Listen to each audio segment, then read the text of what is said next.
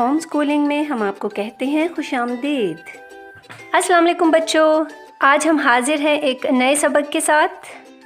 फे फ काफ क काफ क गाफ ग।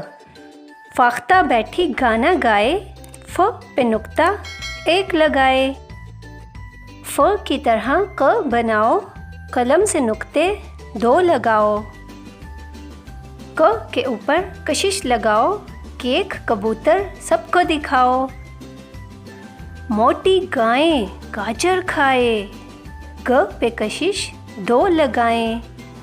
फे फ फौजी, फे फ फर्नीचर, फे फ फवारा।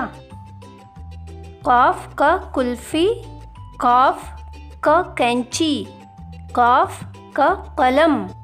काफ का किताब, काफ का कौवा, काफ का कंघा।